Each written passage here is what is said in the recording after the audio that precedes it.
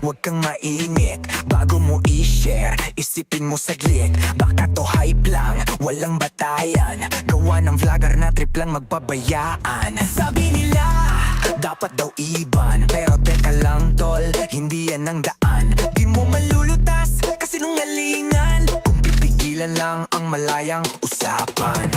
Fake news, fake news, sakit ng mundo, pero di solusyon ang tahimik na tao. Fake news, kailangan labanan, pero sagot ay di censorship kundi talino usapan. Talino usapan. Sa gobyerno gusto nilang i-regulate. Sino pipili kung alin ang straight? Paano kung truth nila ay propaganda lang? Naku bro, di yan sagot sa kasinungalingan. Kapag free speech ang sinakal mo, mas lalo lang lalala ang loko-loko. Di mo malalabanan ng fake sa tahimik. Kailangan may kontra, kailangan ng critic. Pragmatism mo to, tol, hindi bara-bara. Dapat may tibae, may tunay na hustisya. Truth di natatakot sa open discussion, pero fake news wala yan kapag may pagtalunan. Fake news, sakit ng mundo, pero di solusyon ang tahimik na tao. Fake news, kailangan labanan, pero sagot ay di censorship kundi talino at usapan.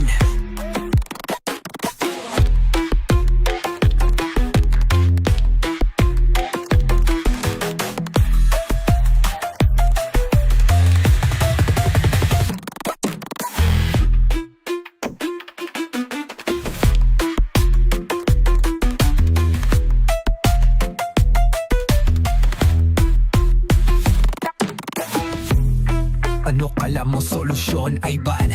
Baka yan pa mismo ang makaharm. Hindi sagot ang batas na pipigil. Dapat ang community na inquirers ang gigil. Dapat may say, lahat may pahayag. Tama o mali, dapat may laban. Truth ang matibay, siya ang titira. Ang fake news, kusang mawawala. Kung may duda, magtanong, magdiskusyon. Huwag kang masanay sa puro conclusion. Mag-verify, mag-fact check, huwag kampihan. Dahil ang totoo, dapat may patunay dyan. Ano ang sagot? More inquiry, more debate. Dito solusyon kung puro hate. Buksan ang isip, hanapin ang tamang daan. Dahil truth ang tatagal, fake news di magtatagal.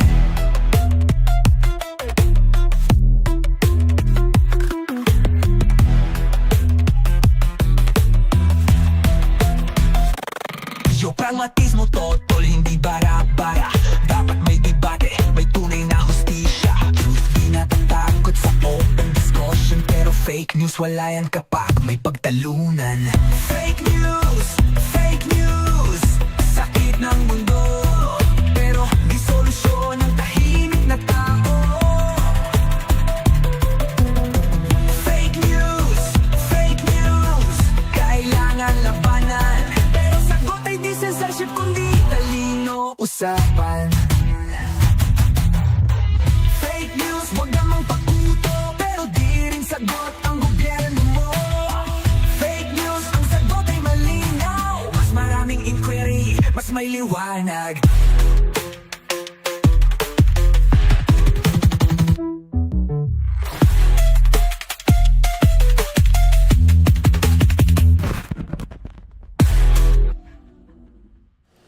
Yo! Shoutout sa inyong lahat. O ito lang yung may sense na nagsabi kung ano talaga yung issue.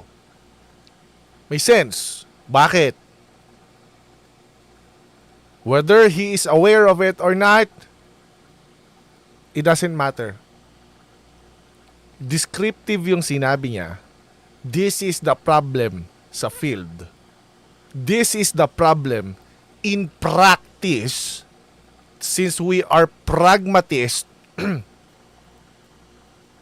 so ibig sabihin, we only care about the things or concepts in practice. If your concept cannot be put into practice, it cannot be evaluated into practice, then it's nonsense. We don't give a shit. Now, eto maririnig nyo. Galing mismo sa isang resource person kung ano yung issue.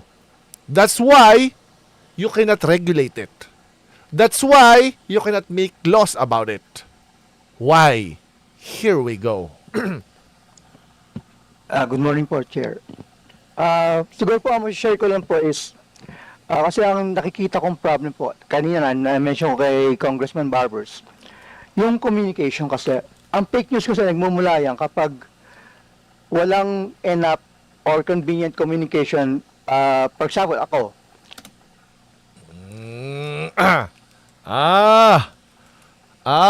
walang enough ano example daw siya. I only rely on the news that I'm getting from mainstream media, from mga bloggers. Available information. You create hypotheses from those information. That's abductive reasoning. You try to explain every observation that you have. But the problem is, we will always have incomplete data. That's the problem. Kaya it will never be solved. Finish na agad. It will never be solved. If you think you can solve it, then you are stupid. Why? Because even in scientific inquiries, we have that problem. The incompleteness theorem of Gödel.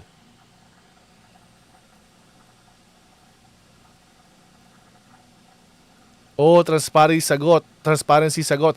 Yeah, that's why ang sagot is a community of inquirers. The more inquirers, the more light.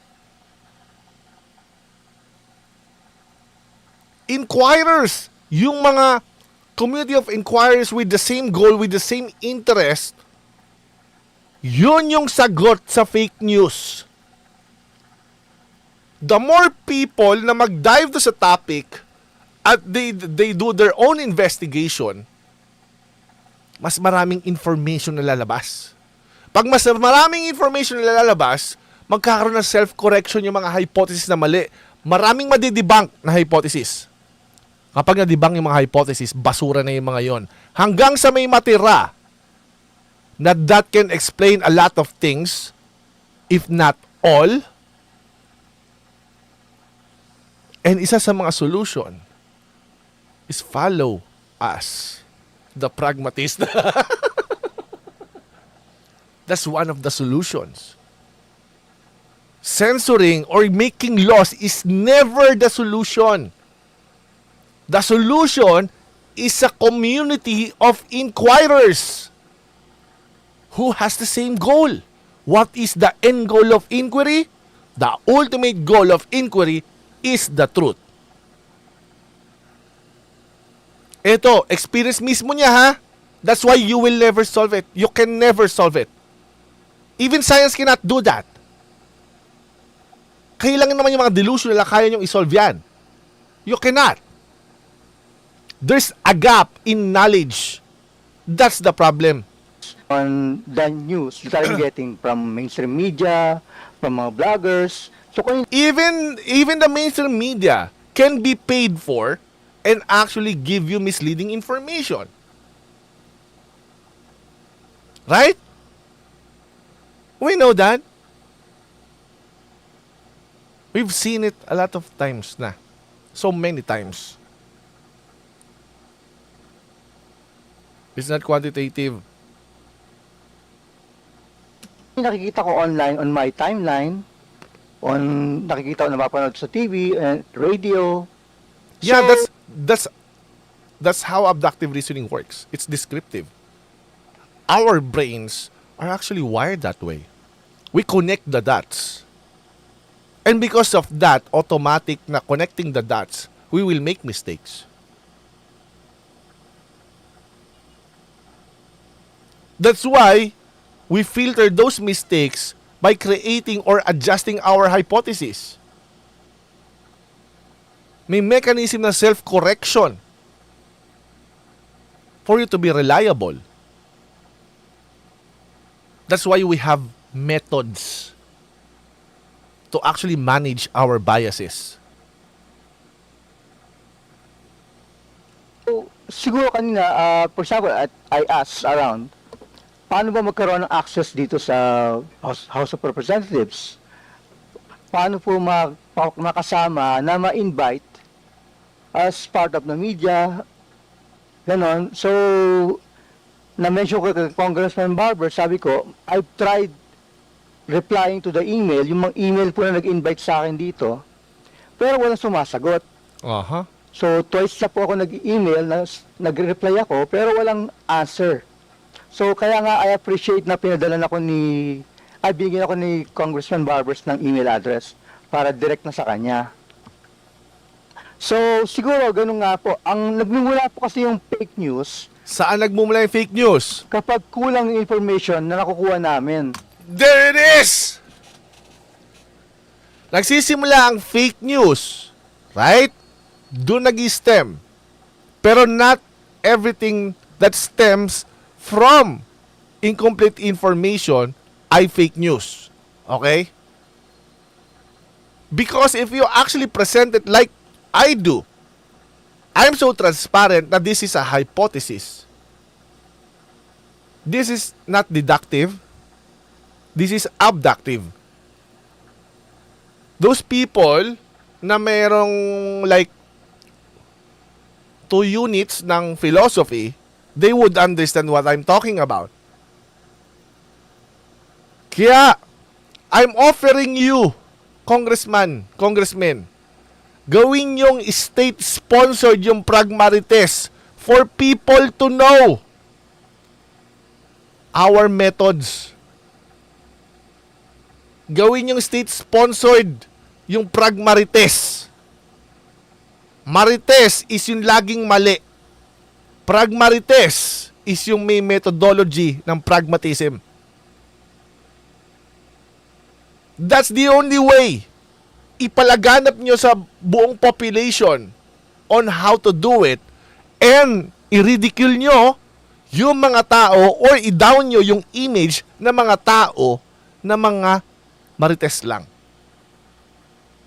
There's a way to do it. Pero not through law.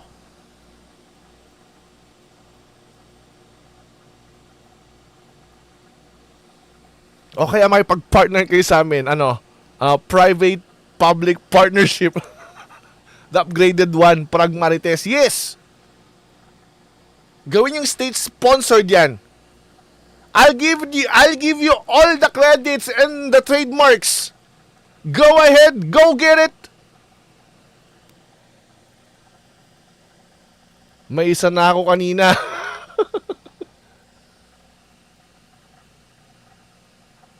Hindi nila sila kikita kayo pag transparent sila. Ex-deal with kayo. Right? Bro, may PM ako, baka magawan mo ng content. Ano yun? Tungkol saan yan? Incompleteness. We always deal with incomplete information. That's always the case. Kaya yung sinasabi nito ni Models of MEMA, yung sinasabi mo 24/7 na fake news monitoring department, that's stupidity. That's bullshit. Why? Because even those who monitor will deal with incomplete information.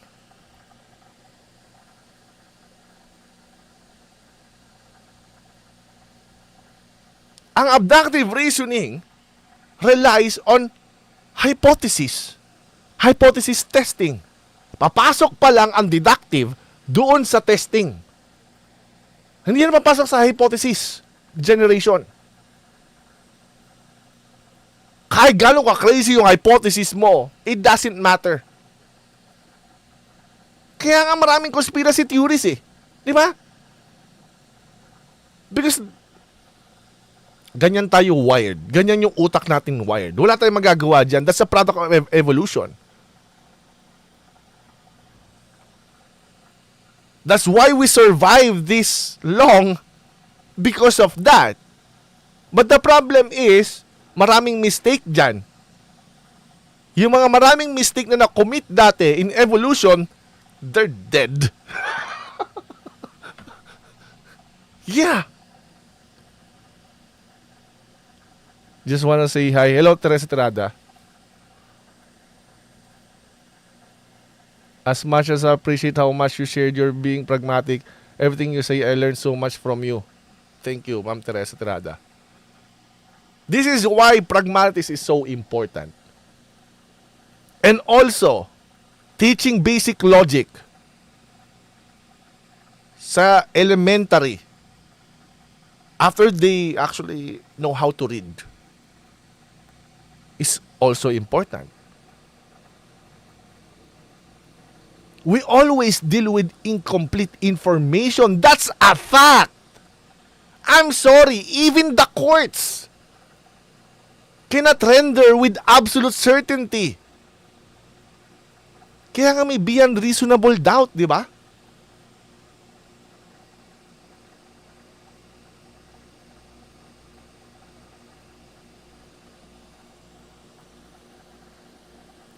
Kailangan natin ng community of inquirers. Pragma kids. Kailangan natin yung mga ganyan.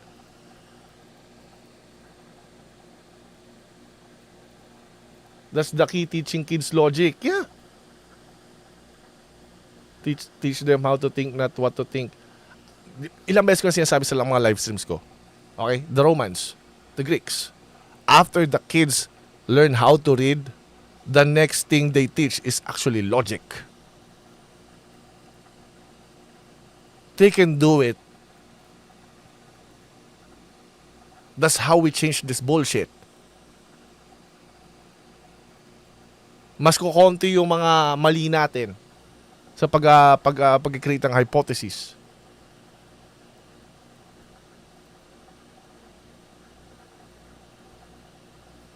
Hindi sa logic, more on pragmatist tayo. Pragmarites. Project Pragmarites. Tandaan nyo, unang-una, kaya nagkakaroon ng start ng fake news is what? Incomplete. Ganito yan. Incomplete information. There are a lot of hypotheses that you can actually make from those available information. Gets? Okay, maraming alternative. Kaya titirahin ko ulit si Commodore na to eh. Patakatangang to eh. Lulusot ka pa eh. Sa set of information na meron ka, kaya mo lang gumawa ng hypothesis. Kasi the information na available doesn't explain itself. They don't give you hypothesis. There's human factor involved.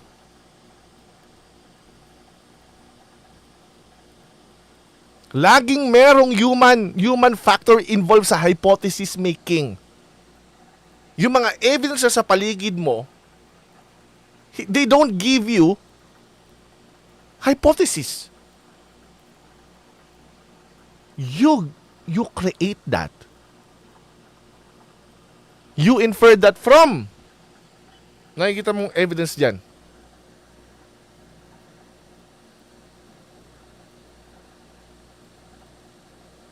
That's how it works. Kasama human imagination doon. And then, ang buhay niyan, hypothesis na yan, isa sa testing. Because the testing is deductive. Paano ko ba nalaman kinig ko, David? Paano ko ba nalaman nyo kay Alice Guo?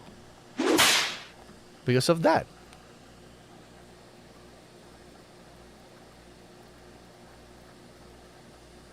Paano ko ba nalaman yung sa copyright infringement na Toy Libayan na nilabas natin yung kay Rafi Tulfo?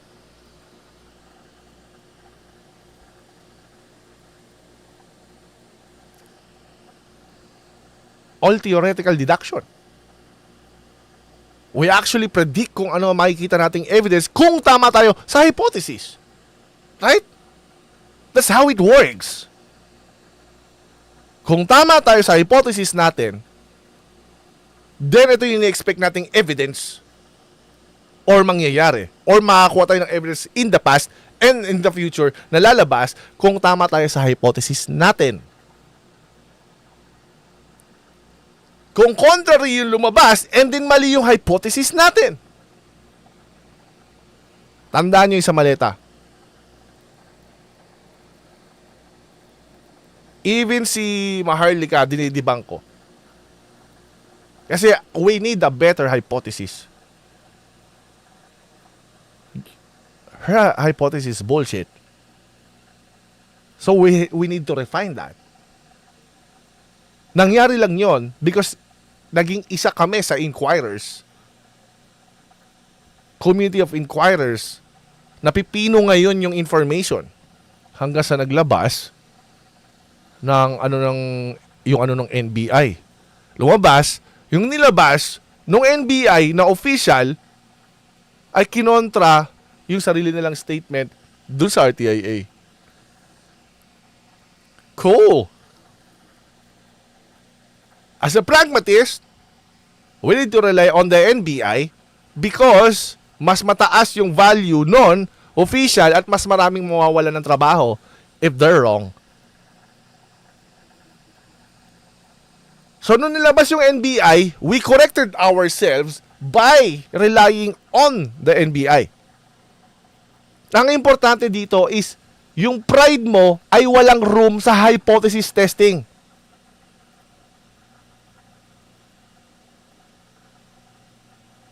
If may regulation sa SOCMED kayo, gawin lang liable for fake news until magkatotoo deduction mo. Exactly! Your late wife so proud of you in heaven. I'm so sure about it.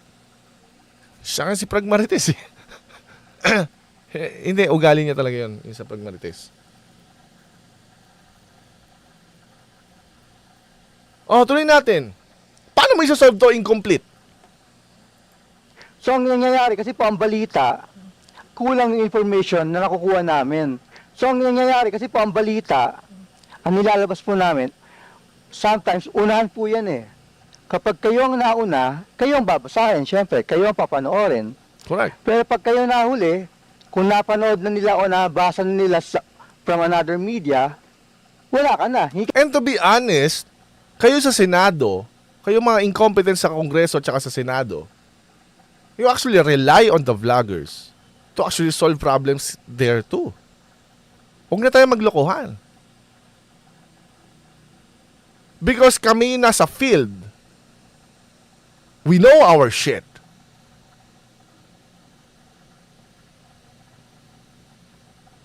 Kumukuha rin kayo ng even si Senator Win Gatchalian, inamin niya yan, mahilig sa manood ng mga YouTube ano. Right?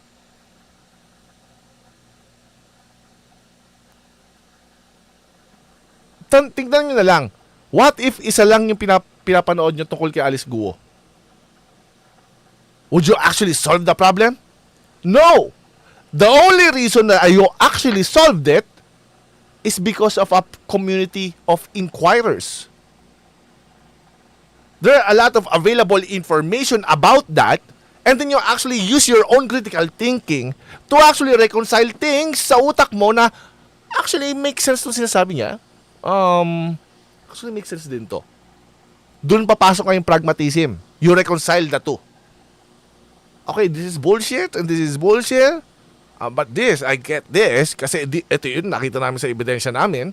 It makes sense, yung hypothesis na to. And then, what follows from there?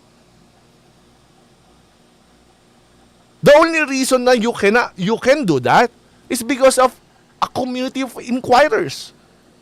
Kaya nagkaroon ng light doon sa inquiry. Yung iba nasa street lang.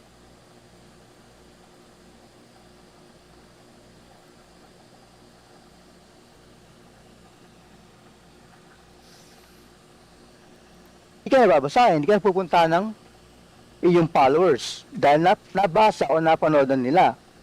So kung siguro kung gawan nyo ng mas magandang communication channel.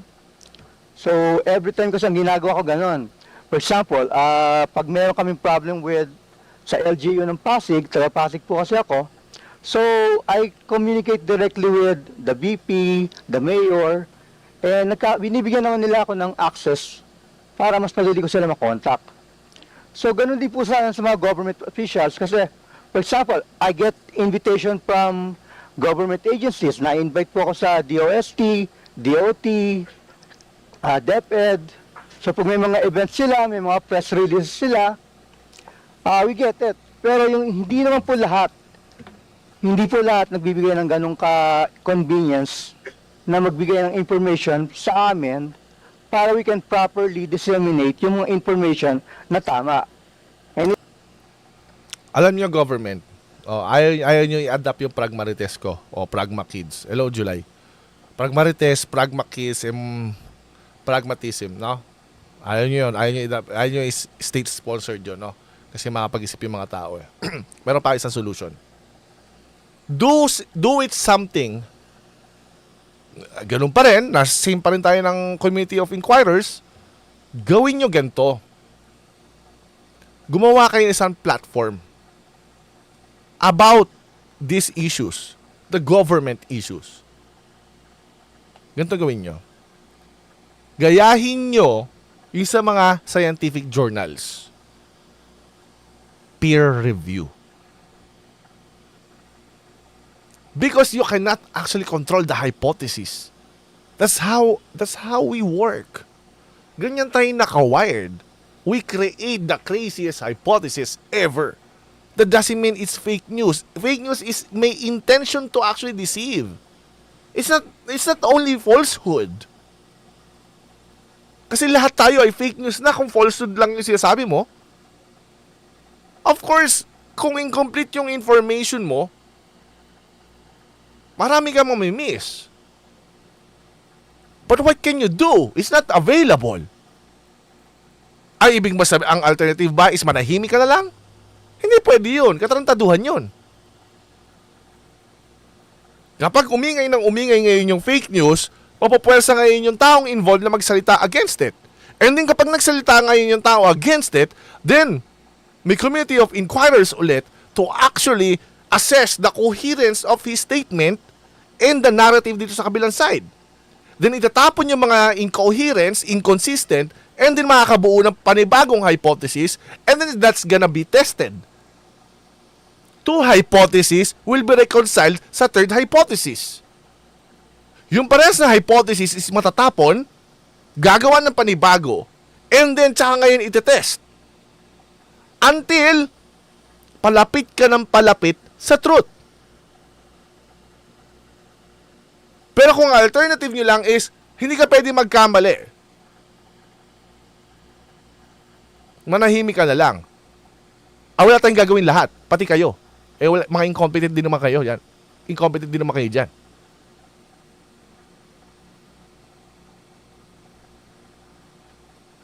You're right when you said that it's the era for enlightenment and gone with the wind na toxic yung social influencer.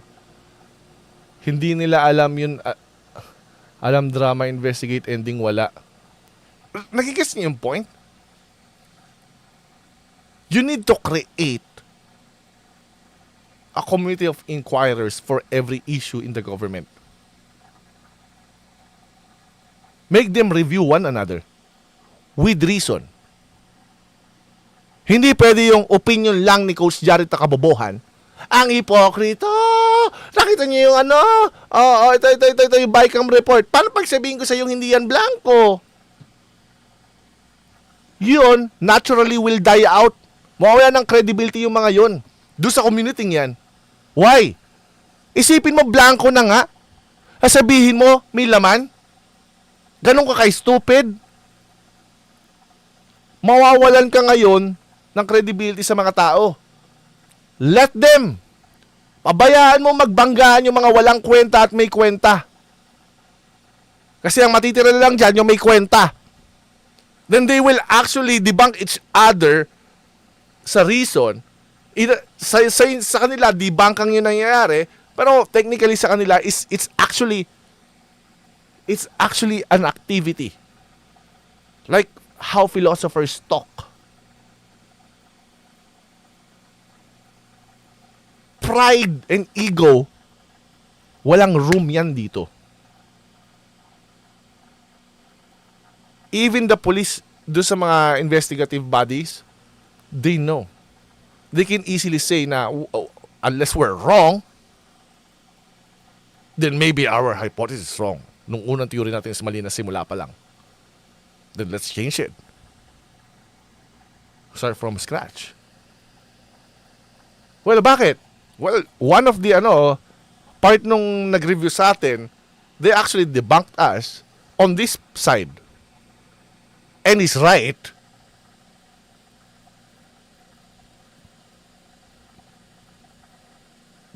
Then we're gonna have to fix this problem here. Din ngayon, pakonti na pakonti yung mali mo. Pa-sharpen na sharpen yung hypothesis mo.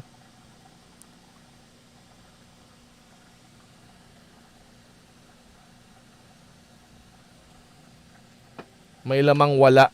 It's not very easy to Review is only for recorded video, not sure sa live discussion. You will be forced to check your ideas before presenting them. Correct! Kasi pwede nyo rin nasa Senado kayo, di ba? Like for example, may hearing. Tapos may pinatawag kayo tungkol na sa expert na yan.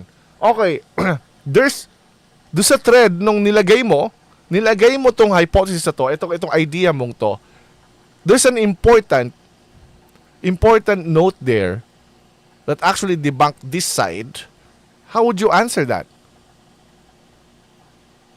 Correct? Thank you kayong kulos sa Tony Bayan and batas nating community. People are now aware about their critical thinking. This should be. That's the only way to fix this problem.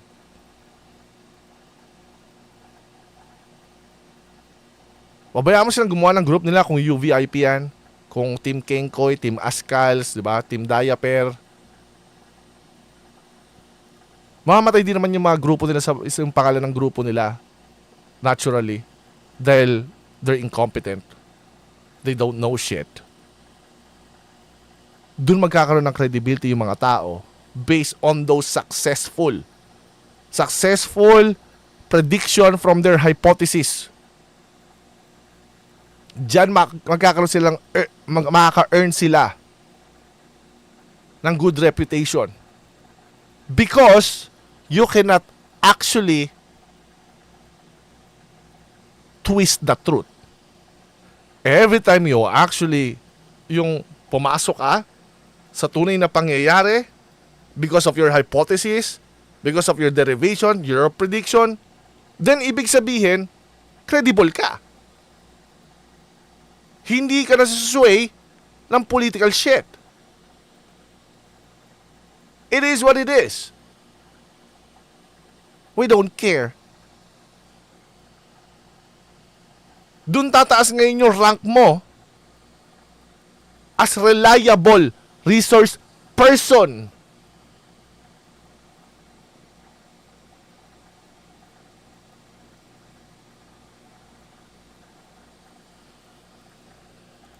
For example, meron kaming tanong, ang hirap, walang sumasagot po eh. So, wala kaming choice kundi maglabas ng news na kahit incomplete. Exactly. That's how it works. You cannot help that. The best reward is the right to tell people I told you so, right? Dapat may web page kayo, mga critical thinking with help of AI. Tapos may AI, dapat may feed data. So, yung nga po yung sanang gusto ko i-share na mas maganda, bigyan niyo po ng open communication, mas magandang communication channel. Yun lang po.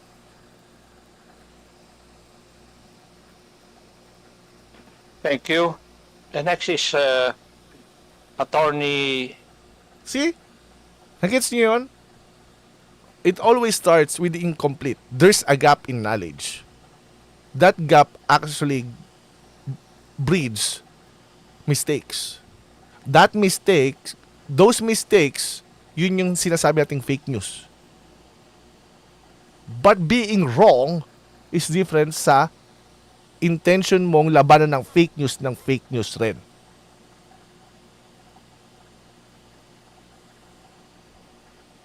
You can be wrong. No problem. Because you are dealing with incomplete data. Set of data. There will be more alternative ideas or hypotheses because you are using abductive reasoning. Maraming alternative explanation sa isang explanation. That's why I always say you need 3 hypotheses. Minimum. Because if you only have 1 hypothesis, then you will be in love with it. Papasok na naman yung bias mo, then you have a problem again. That's why you need 3 hypotheses. The most plausible ones. So you avoid being in love with one.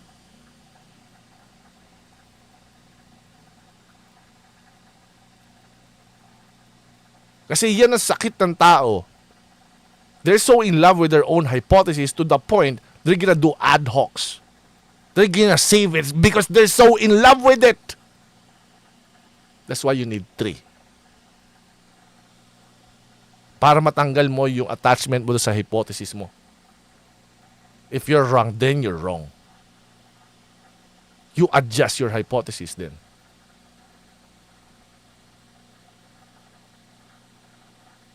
Kaya hindi nyo ito masosolve ng laws.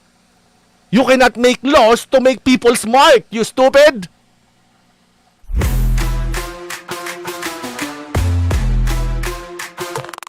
Yo, teka, huwag kang mainit. Bago mo i-share, isipin mo saglit. Baka to hype lang, walang batayan. Gawa ng vlogger na trip lang magpabayaan. Sabi nila, dapat daw iban. Pero teka lang tol, hindi yan ang daan. Di mo malulutas, kasi nungalingan. Kung pipigilan lang ang malayang usapan.